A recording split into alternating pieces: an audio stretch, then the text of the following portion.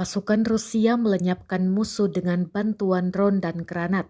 Rekamannya diunggah di Telegram pada Jumat 3 Maret 2023.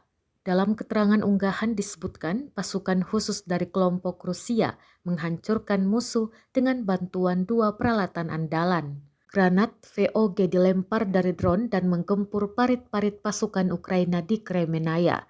Dekat Kremenaya, militan Ukraina menganga dan menerima VOG dari Rusia, jelas narasi unggahan. Sayangnya tidak dirincikan total pasukan Ukraina yang dieliminir. Penyerangan dilakukan di sejumlah parit pasukan Ukraina di area hutan. Rekamannya pun menuai berbagai komentar dari warganet.